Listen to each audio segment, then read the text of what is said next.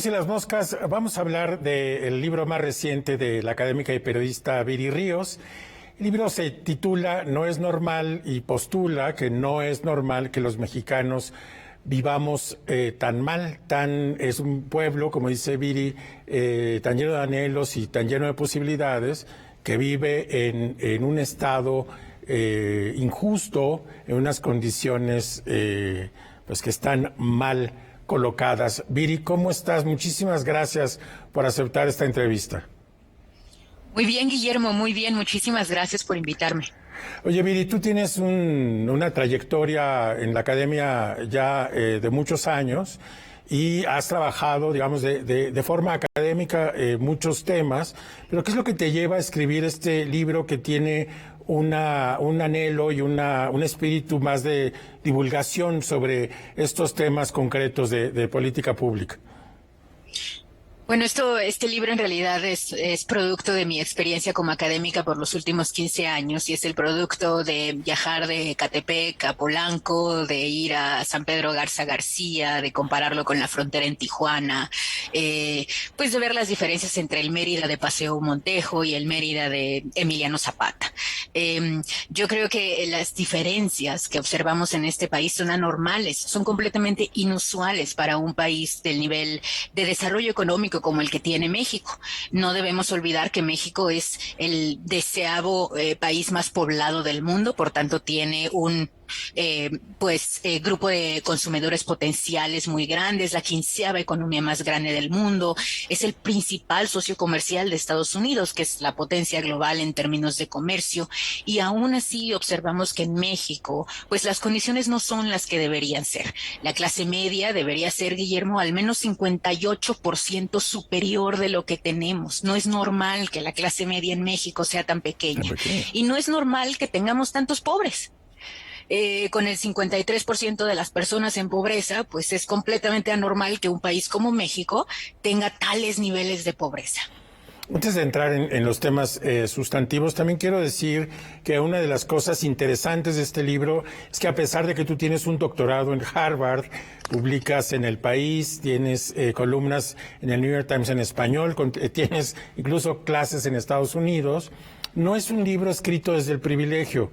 Antes de comenzar, digamos, con algunos otros temas, ¿por qué no nos cuentas un poco más de ti? Ay, me da un poco de pena.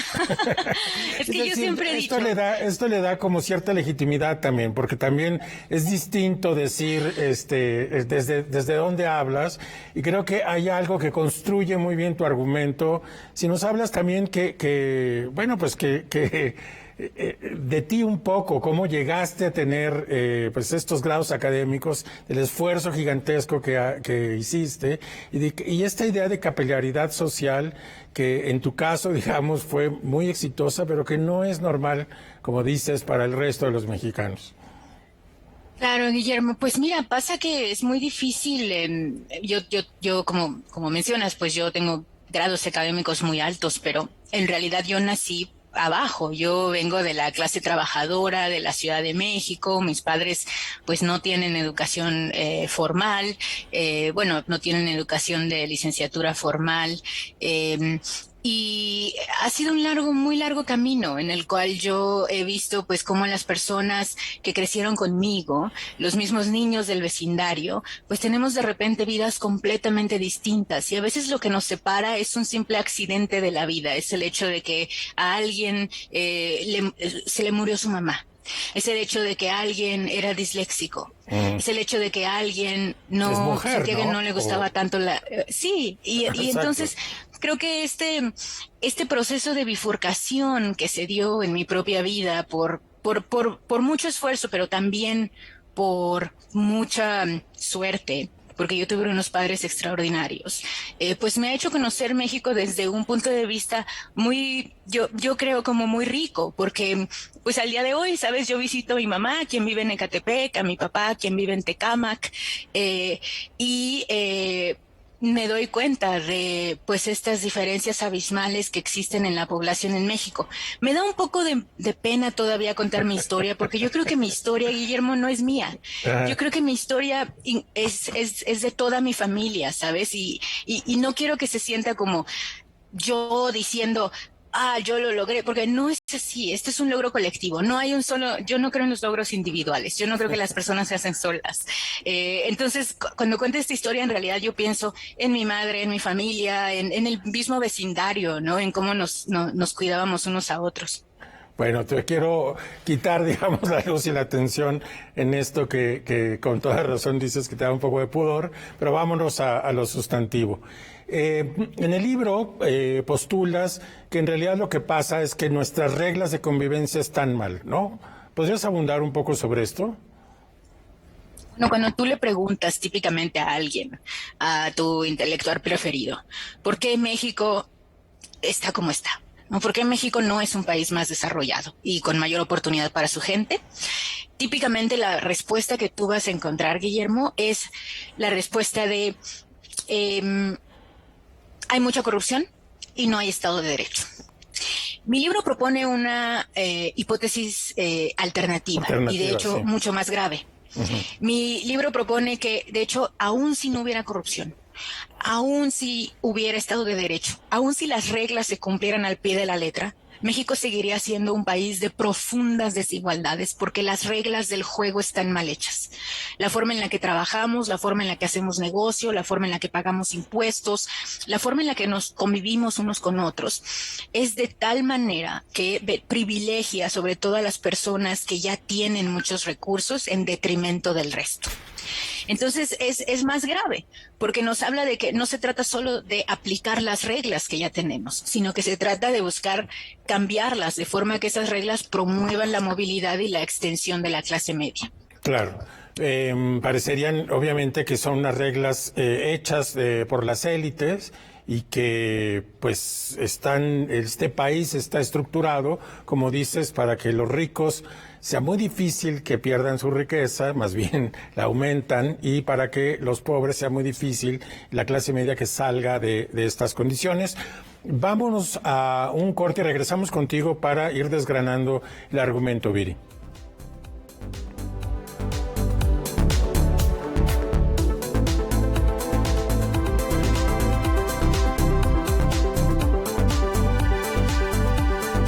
Por si las moscas, estamos de regreso. Hablo con Viri Ríos, autora de este fantástico libro, me permiten decirlo, que se llama No es normal, que es un libro sobre cómo están estructuradas las reglas en este país para que los ricos sean más ricos y los pobres no puedan dejar de serlo. Viri, uno de los primeros postulados es que en este país es muy difícil competir.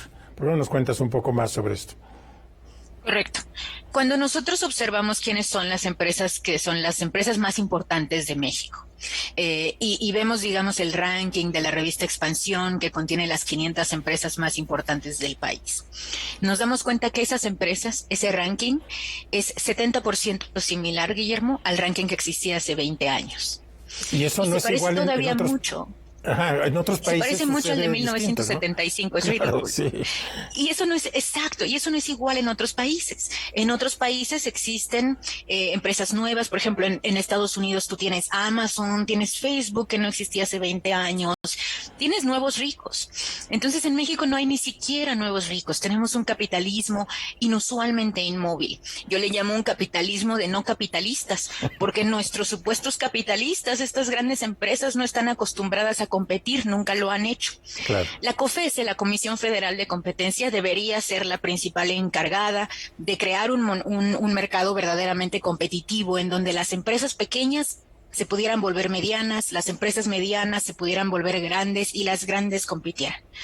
Pero la realidad es que no tenemos instituciones con suficientes dientes, presupuesto y fuerza para crear un capitalismo en México. Entonces a mí cuando me dicen, oye, pero tú quieres un socialismo, no, yo quiero un capitalismo funcional, en donde haya un Estado que funcione y empresas que generen buenos empleos y bien pagados, ¿no? No tenemos eso. Pones un ejemplo que a mí me parece escalofriante, que es específicamente cómo funciona la banca. Dices en ese capítulo que te cobran si vas al cajero, pero si no utilizas También los servicios financieros te cobran por una cuota por no usar el servicio. En fin, parece una cosa enloquecida en donde las reglas están puestas para que los banqueros siempre obtengan dinero, aunque no uses la banca, pero los usuarios, como dices, si eres alguien que tiene un salario mínimo, pues nada más se gasta como una hora de trabajo en consultar su saldo. ¿Por qué tenemos esa banca? Porque las reglas del juego están mal hechas. Claro. No es normal que nuestra banca tenga la regulación que tiene, que impide la competencia y que hace que los pocos bancos que existen se aprovechen de sus clientes. La banca mexicana, Guillermo, tiene utilidades mayores que la banca del 82% de los países del mundo. Claro. No es normal las comisiones que nos cobran. No es normal las tasas de interés que nos cobran. Y eso afecta lo que discutíamos en la pregunta pasada, porque si tú tienes un negocio pequeño, por ejemplo, los bancos te llegan a cobrar hasta el 4% del valor de todas las transacciones que tú aceptes con tarjeta de crédito en tu negocio. Entonces, imagínate, si un negocio pequeño tiene una utilidad, digamos, promedio del 11% sobre sus costos y el 4% se lo queda el banco simplemente por aceptar tarjeta, pues se vuelve imposible que un negocio pequeño crezca. Los únicos que continúan arriba y siempre arriba, pues son las empresas de siempre. Claro. El otro aspecto que analizas es el aspecto del trabajo. Este país decidió que era un país de mano de obra barata y eso tiene unas consecuencias devastadoras para la gente. ¿Puedes elaborar un poco en lo que has visto, los datos, en los hechos que has visto sobre este mundo del trabajo? Claro. Mira, en las últimas décadas México le apostó a un modelo económico fallido en el cual le apostamos básicamente a hacer la mano de obra barata de Estados Unidos. Uh-huh. La idea original era que íbamos a hacer la mano de obra barata por unos años y después íbamos a tener un proceso de industrialización propio que nos iba a llevar a tener empleos cada vez más complejos y mejor pagados. Pero no pasó. ¿Por qué? Lo único que pasó fue que nos sumergimos en esta economía de empleos precarios y lo que hoy observamos en los datos es que la mayoría de los empleados en cualquier manufactura en México, la gran mayoría, tiene salarios que están por debajo de su productividad. Típicamente uno de los argumentos que hacen los economistas ortodoxos es no podemos subir los sueldos porque la gente no es productiva, pero la gente en México es más productiva y los sueldos no han subido. La razón por la cual no han subido es porque tenemos muchas empresas con poder monopsónico en el cual básicamente hay pocos trabajos donde trabajar. Y nos pasa a todos, ¿no? Es como, y si tú, no sé, Guillermo, si tú quisieras ser conductor, pues tendrías probablemente 3 empresas donde puedes ser conductor en todo México, sí. ¿no? Si quieres escribir una columna, tendrías 5 posibles espacios donde escribes columnas. Y eso pasa en absolutamente todas las industrias. Y no es normal que nosotros tengamos tan pocos lugares donde trabajar, justo por el poder monopólico y poder de mercado que se ha generado en una multiplicidad de industrias. En el libro tienes un capítulo que sobre el tema de trabajo que me llamó mucho la atención porque no lo había visto con tanta claridad, sobre cómo en algunas industrias el trabajo es casi esclavo. Sí. ¿Qué pasa? Fíjate que ese capítulo, me imagino te refieres al capítulo que le llamo La tierra no es de quien la trabaja. Y ese capítulo para mí, sí, fue muy difícil escribirlo porque yo tampoco había caído en cuenta con tanta claridad hasta que realicé esta investigación de cómo la agricultura de alto valor agregado que existe en México paga salarios extremadamente precarios a los agricultores que realizan pues el trabajo de pizca. Uh-huh. Entonces los llamados jornaleros agrícolas son mexicanos que típicamente viven en el sur y que son transportados en condiciones en ocasiones muy precarias a los cultivos del norte del país. Básicamente trabajan unos meses en condiciones de semiesclavitud, viviendo en estos mismos lugares. En ocasiones la familia completa con los niños trabajan. Y bueno, mucho de todo lo que comemos en el día a día, los jitomates de la sopa, las frutas de la mañana, pues vienen de este mercado que hemos normalizado. Pero no es normal que en este país tengamos todavía industrias que trabajan con mano de obra semiesclava. Y creo que en la medida en la cual desnormalicemos estas estas reglas del juego, porque esta es una regla no escrita. La regla es que nuestros agricultores de alto valor agregado van a ser amigos del gobernador, y van a generar estos empleos extremadamente precarios para enriquecerse a sí mismos y a su familia. Estas reglas no escritas tenemos que desnormalizarlas, porque el primer paso para una verdadera transformación de este país, ya no quiero decir transformación porque suena a López Obrador, pero es independiente de ello. Sí, el primer paso a una verdadera revolución de México es la desnormalización de esas injusticias. Sí, me parece que lo que hace tu libro es precisamente hacernos conscientes de que cuando compramos pues una canasta de fresas, en realidad estamos comprando esas fresas a ese precio a costa de unos jornaleros agrícolas que han pasado pues unas condiciones profundamente desiguales, profundamente injustas. Viri, vámonos a un corte y regresamos contigo.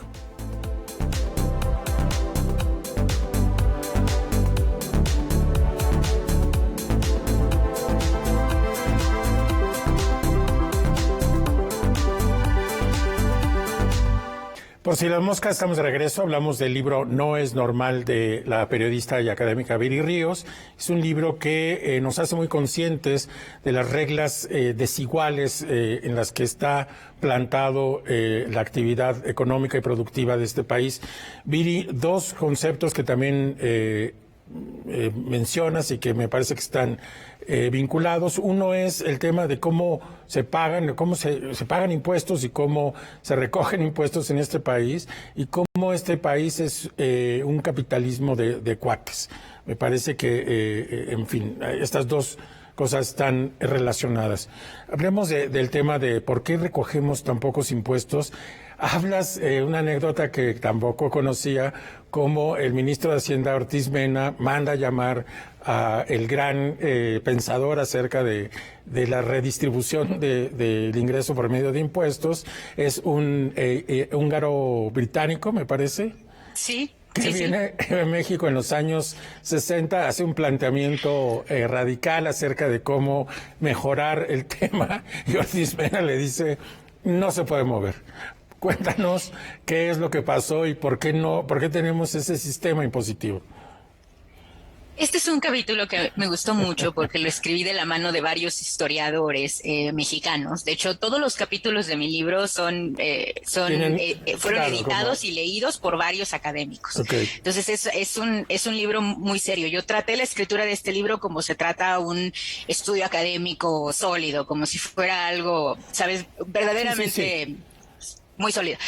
Y entonces con estos historiadores, pues empezamos a analizar por qué México tenía este sistema fiscal tan regresivo, y si era algo contemporáneo que se hubiera creado, digamos, de los años 80 para acá, o si era algo sistémico. Y la realidad es que, al menos desde el porfiriato hasta la fecha, nosotros tenemos un sistema en el cual, le llamo a este capítulo, los políticos son sus empleados, en el cual los políticos le han hecho el trabajo a las élites económicas de no cobrarles impuestos.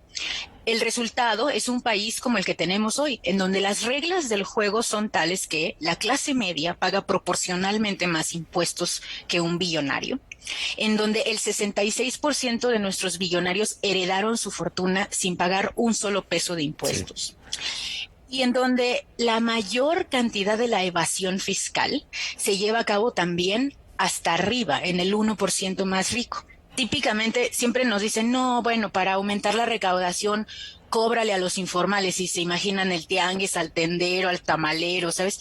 Y sí es verdad que estas personas evaden, pero como sus ingresos son pequeños, una vez que ves en dónde se acumula la gran cantidad de evasión fiscal, pues es hasta arriba, porque las personas hasta arriba, aunque pagan una parte de sus impuestos, pagan tan poco y pagan tanto menos de lo que deberían pagar, que es ahí donde se concentra la gran evasión. El libro muestra que el 1% más rico evade 8 veces más al fisco, en términos de dinero, que el 50% más pobre de México. Sí, ese dato es impresionante y es algo, digamos, que no hemos podido modificar. Se discute, digamos, cada sexenio acerca de qué hacer con el tema de recaudación y regresamos en fin, estamos en el mismo punto todavía. Hablas también al final del libro de otro aspecto de esta desigualdad, que es una desigualdad que tiene más que ver con el género y con la raza. Este país también es profundamente desigual con las mujeres, es profundamente desigual con los morenos, y das unos datos impresionantes. ¿Qué fue lo que encontraste? Todo en México, cuando se tiene tez más morena, es distinto. Vaya, hasta el valor de las prostitutas es 10% más barato cuando las prostitutas son morenas. Yo cuando encontré ese dato, Guillermo, me fui para atrás, porque dije, para mí es el dato más evidente de lo que sucede, ¿no? Porque ¿qué puede ser distinto en ese trabajo, no? Claro. Y es justo esto, ¿no? Es la discriminación sistémica que tenemos hacia personas de piel morena porque simplemente no nos gusta cómo se ven. No tienen, no nos gusta cómo se ven al frente de las empresas. No nos gusta cómo se ven en ciertos puestos de relaciones públicas, por ejemplo, ¿no? Esto es particularmente fuerte para las mujeres. El libro tiene un capítulo específico en donde yo menciono toda la evidencia que existe, académica nuevamente, sobre estas formas de discriminación. Pero también tiene varios sobre tema de género, y uno de los que más me gustan le llamo ninis que trabajan. Y de lo que platico en este capítulo es de cómo el término nini, que es peyorativo y que se refiere a los que ni estudian ni trabajan, pues típicamente tú te imaginas a un chavo, no sé, drogándose en una esquina, que no tiene un trabajo y que depende de sus papás. Y en realidad el 67% de los llamados ninis son mujeres que trabajan tiempo completo en el hogar. Pero les llamamos ninis porque no trabajan por un sueldo y tampoco estudian. Pero la economía mexicana se levanta sobre los hombros de este trabajo no remunerado de las mujeres, porque sin ellas, los hombres de esos hogares no podrían salir a trabajar. Y de hecho, el valor que generan estas supuestas ninis es tal que puede ser equiparable al de la industria completa de la manufactura en México, que es una de las industrias más importantes. Y tienes otro concepto que es muy interesante y le llamas la resbaladilla de cristal. ¿A qué te refieres? Sí. Fíjate que siempre hablamos del techo de cristal, ¿no? Sí. Que es esta idea de que las mujeres no pueden llegar a puestos directivos, porque en México tienes 17% menos probabilidad de llegar a un puesto directivo cuando eres mujer, por el simple hecho de ser mujer. Pero hay además, y este es el concepto nuevo que mi libro introduce, una resbaladilla de cristal, en donde en cualquier momento de crisis, cuando eres mujer, tu probabilidad de que caigas en pobreza o de que disminuyas tu ingreso es mucho más alta. Esto se debe a que las mujeres tienen empleos más precarios, menos formales, menos bien pagados, y bueno, también al hecho de que sobre ellas recae en muchas ocasiones el cuidado del hogar. Entonces, si alguien se enferma, ahora con el COVID lo vimos, ¿no? Si los niños no van a la escuela, sobre quien recae esa responsabilidad y quien tiene que dejar de trabajar es una mujer. Sí, son datos escalofriantes, ¿no? De los cuales está lleno el libro. ¿Qué propones, Viri? ¿Cómo salir de este encierro en donde estas reglas pues parecen inamovibles y estamos destinados a perpetuar esta desigualdad por las generaciones futuras? ¿Qué hacemos? Bueno, yo soy muy optimista. No podría dedicarme a lo que me dedico sin ser optimista, entonces yo soy muy optimista y de hecho nosotros conocemos países que eran tan desiguales como México. El mismo Finlandia hace un siglo era tan desigual como México, y bueno, hoy es un país mucho más igualitario, con mucha más oportunidad, etcétera, ¿no? Entonces sí hemos visto transiciones en donde países se han vuelto cada vez más y más justos con el resto de las personas. Es posible. Cada capítulo, y eso fue una de las cosas que yo quise, yo dije, este no puede ser un libro de quejas. Entonces cada capítulo tiene distintas soluciones que se van planteando a lo largo del camino. Cada capítulo además se puede leer de manera independiente, entonces tú puedes decidir si lees un capítulo, dos, varios, o si transitas el libro a través de tu propia ruta, solamente con los temas que te interesan. Entonces, bueno, no puedo decir todas las soluciones, creo que ahí invito al auditorio a que los lea, pero muchas de ellas pasan por una mejor Comisión Federal de Competencia, por un cambio profundo en cómo cobramos nuestros impuestos en términos de quién los paga y cuándo y cómo y por qué, por un gobierno que sea menos corrupto, obviamente, sí tenemos un problema de corrupción, sobre todo a nivel local, y también por una reestructuración de la ley laboral, porque Exacto. nuestra ley laboral ya no responde a la manera en la cual trabajamos hoy en día y entonces no puede protegernos. Tenemos muchísimos trabajadores desprotegidos porque la ley se hizo hace pues prácticamente un siglo, ¿no? Después de la revolución. Muy bien, Viri, pues tenemos que despedirnos, se nos ha terminado el tiempo. A nuestra audiencia decirle que por favor tiene que leer este libro. Estoy seguro que no saldrá igual a como entró, porque será capaz de mirar cómo están estructuradas estas reglas. Son temas que, dice Viri, hemos normalizado, pero que no es normal que la situación sea como es. Viri, muchísimas gracias, te mandamos un abrazo. Muchas gracias, igualmente, Guillermo. Y a nuestra audiencia decirle que nos vemos aquí el próximo sábado a las 7:30 por si las moscas.